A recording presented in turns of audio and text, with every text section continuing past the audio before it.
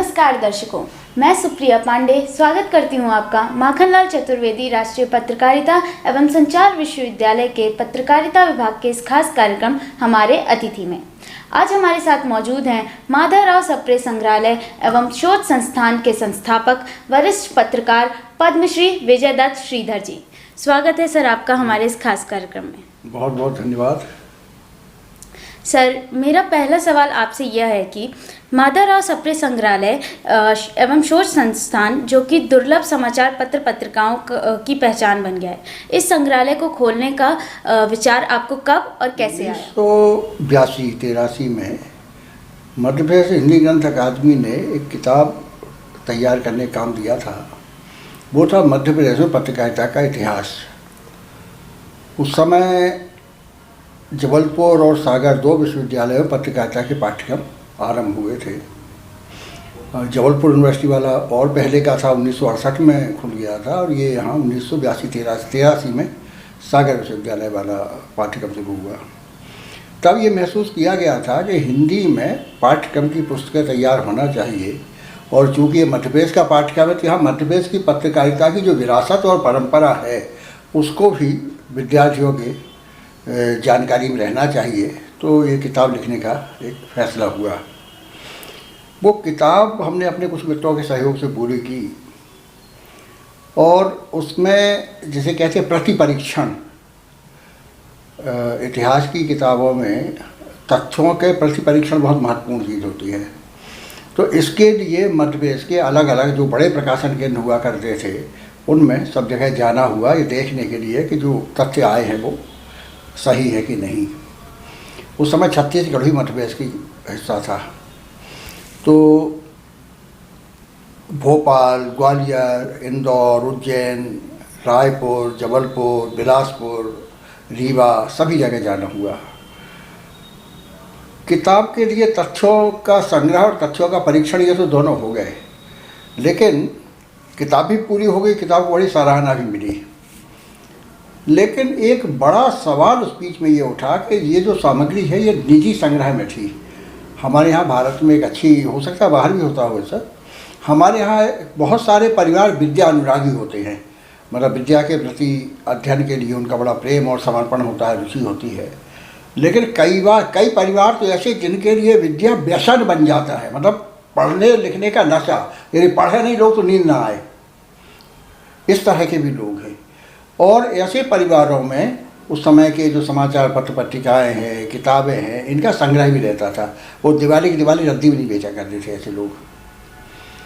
तो कई जगह ये देखने में आया कि 100 साल पुराने, 75 साल पुराने, 60 साल पुराने अखबार या पत्रिकाएँ हैं या किताबें हैं, तो उनके पन्ने बिल्कुल पीले पड़ के झरझर हो रहे हैं, सूख रहे हैं। और कई बार तो ऐसा भी हुआ कि यदि ऐसा पकड़ के उठा लिया तो वो पता लगा वो किनारा जो आपने पकड़े के उठाया था कागज़ का वो टूट गया, क्योंकि वो पापड़ की तरह हो गया बिल्कुल।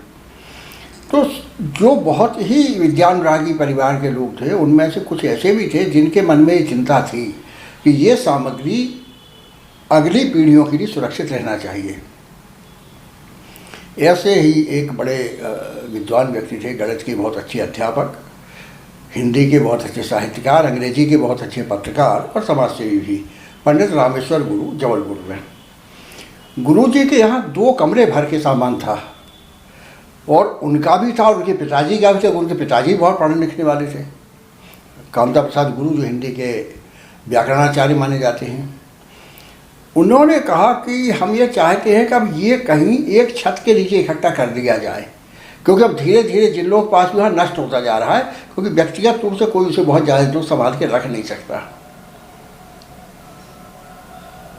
ये विचार यहाँ से आया कि एक कोई ऐसी संस्था बने जहाँ की ये सब चीज़ें इकट्ठी कर ली जाए, उन्हें ठीक से उनकी कैटलॉगिंग हो जाए, अच्छे से जमा ली जाए, और पहली शर्त ये कि उसकी क्या कहते हैं सुरक्षा सुनिश्चित की जाए। और दूसरा काम ये कि वो हमारे यहाँ जो रिसर्च स्कॉलर्स होते हैं, शोधकर्ता होते हैं, उन्हें वो पढ़ने के लिए उपलब्ध भी रहें। तब ये स्वरूप बना कि एक ऐसी ये संस्था माधवराव सप्रे, इसमें समाचार पत्र संग्रहालय शोध संस्थान बनी, और इन 2-3 उद्देश्यों को लेकर बनी कि हम यहाँ पहले तो ऐसा प्रदेश भर में जो जहाँ सामग्री मिल सकती है उसे लाके यहाँ इकट्ठा करेंगे। इकट्ठा करने के बाद ये तय हुआ कि इसमें लाइब्रेरी नहीं चलाना है, क्योंकि लाइब्रेरी में एक बड़ा संकट ये होता है कि किताबें गायब हो जाती हैं।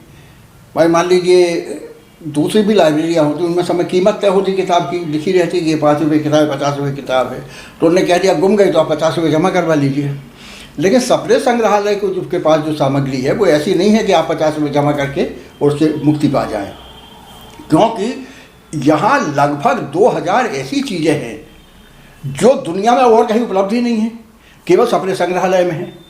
100 साल 150 साल पुरानी जो चीज़ें हैं वो और कहीं नहीं मिल पा रही हैं। तो शुरू में तो ये हुआ समाचार पत्र और पत्रिकाओं का संग्रह किया जाए, लेकिन फिर 1 साल 2 साल बाद जब और भी विद्वानों ने कहा कि भाई हमारे यहाँ सब तरह की चीज़ें हैं, किताबें कहाँ जाएंगी, तो फिर इसमें पुस्तकों का भी संग्रह का काम शुरू किया गया है। आज सप्रे संग्रहालय में लगभग 2.25 लाख पुस्तकें हैं। वो बहुत सारे विश्वविद्यालयों में, महाविद्यालय में इतनी बड़ी लाइब्रेरी नहीं होगी। उसमें उसके विषयों की विविधता भी है। उसमें हिंदी साहित्य है, उर्दू साहित्य है, अंग्रेजी साहित्य है, मराठी साहित्य है, गुजराती साहित्य है। फिर इसमें साहित्य की किताबें हैं, तो उसके अलावा राजनीति विज्ञान है, समाजशास्त्र है, अर्थशास्त्र है, वाणिज्य है, इतिहास है। स्वतंत्रता संग्राम में तो हमारे पास असाधारण संग्रह है। और भारत के महापुरुषों पर हमारे यहाँ जो पिछले 200 साल में जिन महापुरुषों ने भारत की गतिविधियों को, जनजीवन को प्रभावित किया, जिन्होंने नवजागरण का आंदोलन चलाया, जिसमें एक हिस्सा राजनीतिक आज़ादी था, दूसरा हिस्सा हमारे यहाँ आर्थिक स्वावलंबन और स्वदेशी था, तीसरा हिस्सा समाज सुधार थे, ये सब एक ही बड़े आंदोलन के हिस्से थे। तो उनके भी महापुरुष, उनके बारे में उनका कृत्य कोई जानना हो, उनका व्यक्तिगत कृत्य को शोध करना चाहे, और हो रहे हैं शोध और होते रहेंगे ये शोध, उसके लिए हमारे पास बहुत सारी सामग्री है। लगभग 30,000 समाचार पत्रों के शीर्षक हैं ये। मतलब जैसे धर्मयुग हिंदी का बहुत माना हुआ पत्रिका रही है, साहित्यिक पत्रिका, उसे तो सांस्कृतिक दूत कहा जाता था भारत का हिंदी में। तो वो 1950 से 1992 तक, 92 या शायद 96 तक निकला धर्मयुग। अब उसके अंक तो निकले कितने, हर साल 52 अंक निकलते थे। बाद में 1 साल 2 साल शायद पाक्षिक भी निकला, लेकिन हमारे यहाँ उसकी संख्या 1 है, केवल धर्मयुग। तो धर्मयुग के पन्ने कितने हो जाएंगे, 1 लाख से ज़्यादा। तो चाहे साप्ताहिक हिंदुस्तान हो, चाहे धर्मयुग हो, कल्पना हो, दिनमान हो, दिनमान का तो एक इतिहास है हिंदी पत्रकारिता के लिए। इलस्ट्रेटेड वीकली बहुत महत्वपूर्ण पत्रिका हुआ करती थी अंग्रेजी की। तो इस तरह की सामग्री भी हमारे पास करीब 30,000 शीर्षक, 3,000 हस्तलिखित पांडुलिपियाँ हैं, 25,000 के करीब करीब पत्र हैं जो अलग अलग लोगों ने लिखे हैं। वो साहित्य के लोग हैं, बड़े साहित्य के बड़े लोग हैं, संस्कृत के हैं, शिक्षा के हैं, राजनीति के हैं। पहले जो चिट्ठी वो राजी खुशी की चिट्ठियाँ नहीं हैं, वो चिट्ठियाँ विमर्श की चिट्ठियाँ हैं।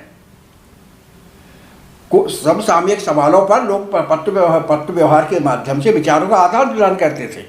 कई बार ये होता था लोग किसी मन में कोई संदेह है या किसी को जानकारी की प्रामाणिकता चाहिए, उसके लिए पत्र लिखे जाते थे। तो ये सारे पत्र एक तरह से पाठशाला हैं, वो यहाँ सुरक्षित है। यहाँ रेडियो और ग्रामोफोन वगैरह उनका भी एक बहुत बड़ा कलेक्शन है, कैमरा का बहुत बड़ा कलेक्शन है। जैसे हमारे यहाँ एक रेडियो ऐसा है, जब गांधी जी की हत्या की गई 30 जनवरी 1948 को, तो पहले बेतार के तार में तो ऐसे तो होता है, टेलीफोन ही बहुत घरों में नहीं होते जाता था। टेलीफोन जैसे घर में होता बहुत बड़ा आदमी माना जाता था, उसकी इज्जत होती थी समाज में। तो किसी तरह सूचना पुलिस तक आई कि गांधी जी की, वो अलर्ट भी किया गया होगा कि गांधी जी गोली मार दी गई है। जब चर्चा चली तो यहाँ एक परिवार है, जेमनी परिवार। कमलेश जेमनी को आप जानते होंगे, फोटोग्राफर हैं, बहुत अच्छे फोटोग्राफर। उनके पिताजी फोटोग्राफर थे अर्जुन जेमनी, और उनके पिताजी मतलब कमलेश जेमनी के दादाजी, तो वो समय सराफे का काम करते थे, ज्वेलरी का। तो वो उन्हें जैसे ही पता चला वो दौड़ के गए। भोपाल में रेडियो के एक दुकान थी, रेडियो हाउस, वहाँ से रेडियो खरीद के लाए। 30 जनवरी 1948 की घटना है ये। और उसके बाद उनके घर रेडियो और आस पास खूब भीड़ लगती थी। जैसे रामायण और महाभारत आते थे तो टेलीविज़न वालों के घर में भीड़ लगती थी। तो सबने वो खबरें सुनी गांधी जी के, तो इतनी वैरायटी, इतनी विविधता है हमारे यहाँ सामग्रिक संकलन में कि ये अकल्पनीय है बहुत, काफ़ी हद तक। और 1167 विद्यार्थियों ने डीलिट, पीएचडी, एमफिल का डिजर्टेशन इस अपनी थीसिसों के लिए सप्रे संग्रहालय की सामग्री का अध्ययन किया है, यहाँ के लाभ उठाया है। लेकिन हम लोगों ने इसका स्वरूप ये रखा कि लोग यहाँ आएँ, वो यहाँ बैठ के पढ़ें, इसको नहीं करते कोई चीज़। और हमारे यहाँ के लोग सावधानी से नज़र भी रखते हैं। 2-3 तरह के, एक तो ये होता है, कई लोग आदत होती है कि उन्हें जो लगा उस तरह उन्हें काटा और ले गए, तो वो ये भूल जाते हैं कि जो आज आप काट के ले जा रहे हैं अब दोबारा से मिलना नहीं है ये। तो जो जिस चीज़ की आपको ज़रूरत है, कल हो सकता है किसी और को भी इसकी ज़रूरत हो, तो ये सावधानी रखना पड़ती है, कोई इसे नुकसान ना पहुँचाए। फिर ये टूट ना जाए तो बड़े सावधानी से परखना चाहिए, ये भी एक तरीका है। और तीसरा तरीका है कि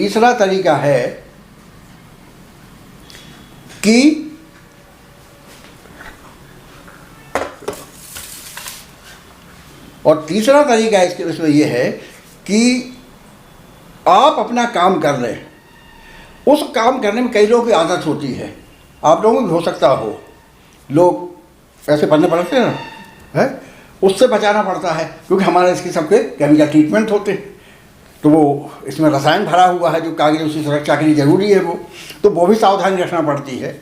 लेकिन खूब है, देश से ही नहीं विदेशों से भी जिन्हें ज़रूरत पड़ती है, न केवल पत्रकारिता वाले लोग, जो पीएचडी कर रहे हैं अलग अलग, खासतौर से मानविकी संकाय के जो विषय हैं, जिसमें जो पहले कला संकाय कहलाता था, उसके लोग भी आते हैं शोध करने के लिए, और लेखक भी आते हैं, रचनाकार भी आते हैं। कई बार उन्हें कोई पूरक जानकारी चाहिए। कई ऐसे लोग हैं जिन्हें पता लगा किसी साहित्यकार पर काम कर रहे हैं, किसी कहानीकार पे, तो उनकी कोई कहानी नहीं मिल रही है, तो ये पत्रिकाओं में यदि प्रकाशित कभी हुई होगी तो यहाँ से मिल जाती है।